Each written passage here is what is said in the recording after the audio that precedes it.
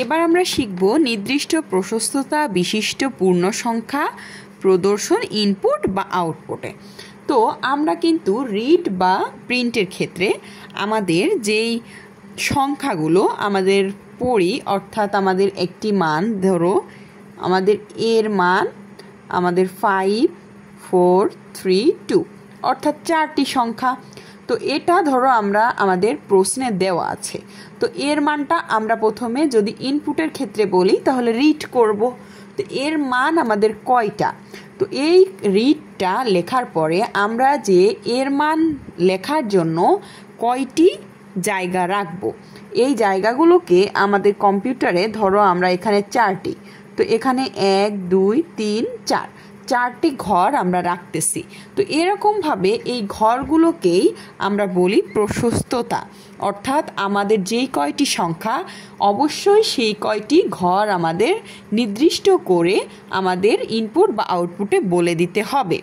আবার তোমাদের হচ্ছে এর থেকে বেশিও দিলে সমস্যা নেই, কিছু ঘর হয়তো আমরা যদি 4-এর জন্য আমরা 5টা ঘর তৈরি করি তাহলে আমাদের 4টা সংখ্যা আমাদের এখানে 2 3 4 5 বসে যাবে এবং এটা ফাঁকা থাকবে।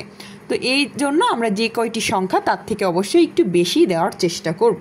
তো এই প্রশস্ততা অর্থাৎ পূর্ণ সংখ্যা মানে কি, আমাদের যখন আমাদের সংখ্যাটা পূর্ণ সংখ্যা হবে দশমিক ছাড়া, তখন আমরা পূর্ণ সংখ্যাকে আমরা যেই লেটার দ্বারা প্রকাশ করি I J K L M N, এই 6টি লেটার দ্বারা প্রকাশ করি। তো পূর্ণ সংখ্যা যখন আমরা লিখব তখন আমরা যেটা দ্বারা প্রকাশ করব সেটা হচ্ছে আমাদের আই ডাব্লু অথবা জে ডাব্লু বা কে ডাব্লু, বা যে কোনো সংখ্যা দ্বারা তোমরা এখান থেকে 6টার ভিতরে যে কোনো লেটার দ্বারাই প্রকাশ করতে পারো। তো নর্মালি আমরা যেহেতু প্রথম সংখ্যা হচ্ছে আই এবং ইন্টিজার যেহেতু আই দ্বারাই শুরু হয় পূর্ণ সংখ্যাটা, এজন্য আমরা আই ডাব্লু দ্বারাই প্রকাশ করে থাকি।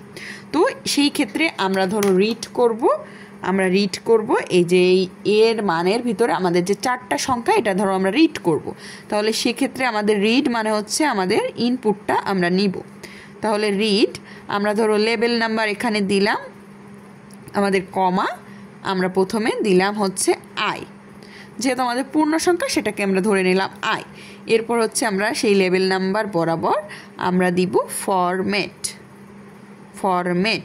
তো এই ফরম্যাটের ভিতরে আমরা বলেছিলাম যে আমাদের বর্ণনাটা দিতে হয়, সেই বর্ণনাটা কি সেটা হচ্ছে ধরো এখানে এ ইকুয়াল টু যে আমাদের এই মানটা, তো আমরা ধরো এখানে এ ইকুয়াল টু আমরা এভাবে একটু সাজিয়ে লিখে দিলাম যে এ ইকুয়াল টু আমরা এই মানটা দিব।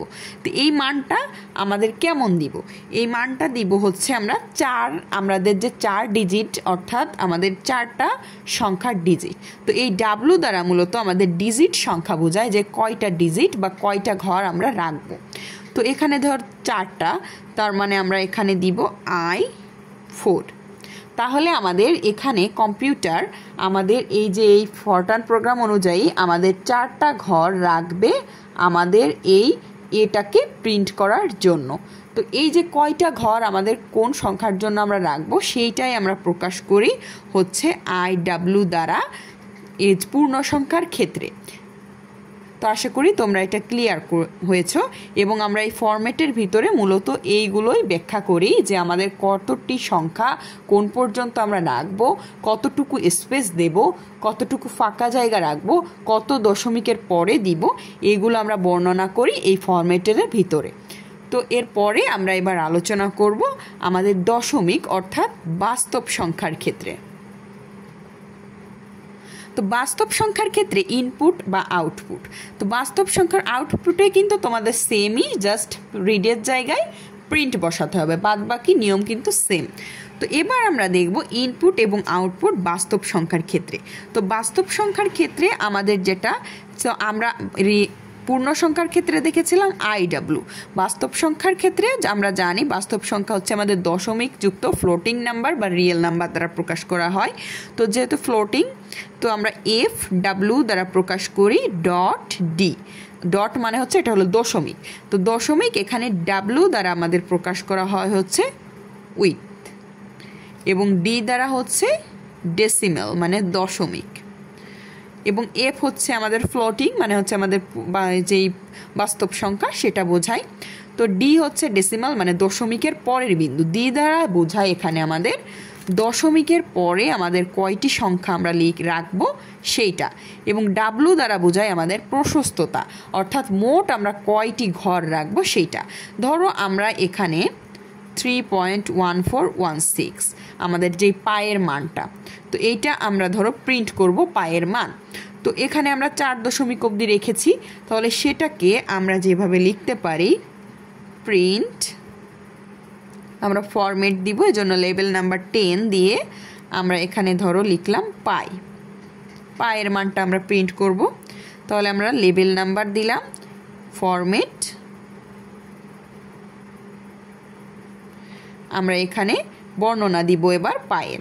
তো এবার আমরা পাই ইকল যেহেতু দিব, এজন্য আমরা পাই ইকল, অর্থাৎ যেহেতু আমরা এই পাই ইকলটা প্রিন্ট করব, তো এই ক্ষেত্রে আমরা এখানে দিচ্ছি আমাদের এই যেই ফরম্যাটটা। তাহলে আমাদের এখানে যেহেতু এটা দশমিক, এজন্য আমাদের এফ, অর্থাৎ পূর্ণ সংখ্যার যেই আই থেকে এন সেগুলো বাদে তোমাদের অন্য বর্ণমালাগুলো ইউজ করতে হবে। তো আমরা নর্মালি আমরা এখানে এফ ব্যবহার করি। এফ এবং ডাব্লু মানে হচ্ছে আমাদের প্রশস্ততা। তো এটাই আমরা পরে আসতেছি। প্রথমে ধরো আমরা ডেসিমালটা, অর্থাৎ এই যে 4 ঘর আমরা লিখব, সেই 4টা আমরা দিলাম দশমিকের পরে 4 ঘর মানে 4। তো এইটা আমরা দিলাম এবং এখানে আমরা শেষ করে দিলাম। তো এইখানে আমরা যেটা দেব, এইখানে তার থেকে অবশ্যই 1 বা 2 সংখ্যা বেশি দিবা। তো এখানে আমরা ধরলাম 4, তো এখানে ধরো আমরা এখানে দিলাম 8।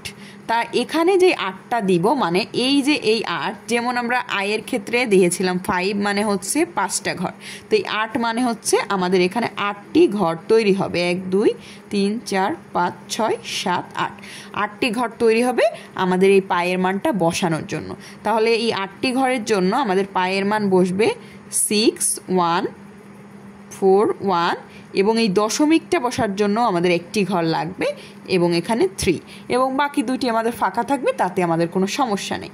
কিন্তু এখানে যদি 8-এর বদলে তোমরা দিয়ে দিতে 2, সেই ক্ষেত্রে কিন্তু আমাদের ঘর থাকতো 2, যেখানে আমাদের 6 বসতো, 1 বসতো, এবং এই যে এই সংখ্যাগুলো কিন্তু বসার জায়গায় থাকতো না।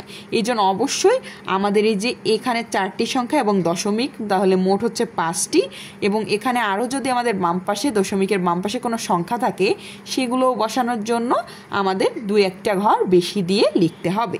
তো তোমাদের যখন এই দশমিকের পরে যদি তোমরা 2 দাও, তো এখানে তোমরা অবশ্যই তার থেকে ডবল এবং তার থেকে বেশি দিবে, অর্থাৎ 2 থাকলে আমরা এখানে 5 দিতে পারি, F5.2 এভাবে আমরা লিখতে পারি।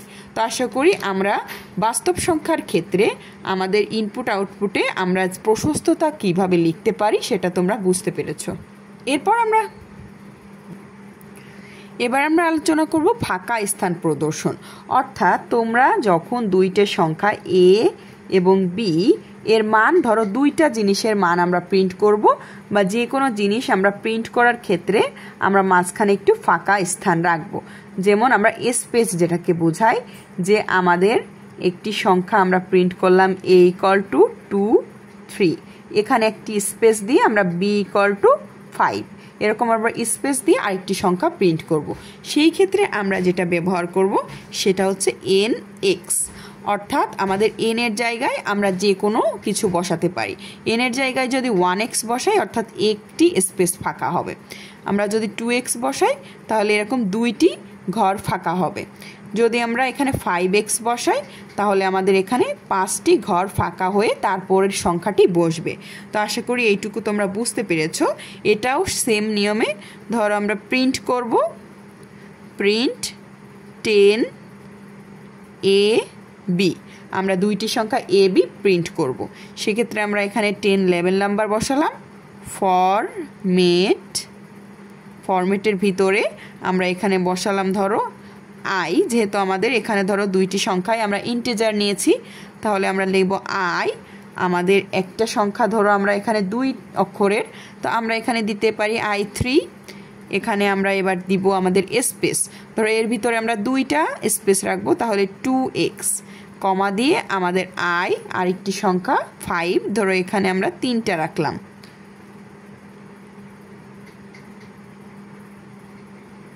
তাহলে I3।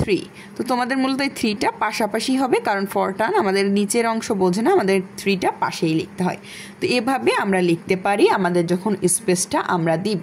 তো আশা করি এটা তোমরা বুঝতে পেরেছো।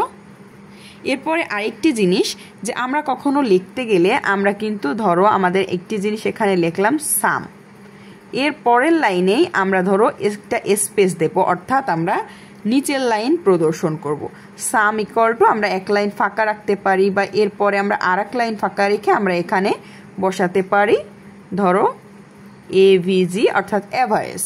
তো এরকম সাম এবং অ্যাভারেজ মাঝখানে আমরা কিছু লাইন ফাঁকা দিতে পারি, বা এর পরের লাইনে লিখতে পারি, অর্থাৎ আমরা নিচের লাইনে আমাদের যেই জিনিসটা আমরা লিখব সেক্ষেত্রে আমরা যেতে পারি আমাদের n স্ল্যাশ দিলে তোমরা জানো যে নিচের লাইনে আমাদের চলে যাবে সেটা। ধরো 2 লাইন পরে যেমন এখানে দিয়েছি, তাহলে আমাদের এখানে n এর মান হবে 2 যদি আমরা 3 লাইন পরে দিই তাহলে হবে 3 এভাবে যেই কয় লাইন নিচে তোমরা লিখতে পারো সেই কয়টা এখানে দিয়ে স্ল্যাশ দিলে আমাদের সেই কয় লাইন নিচে আমাদের সংখ্যাটা বা লেখাটা চলে যাবে।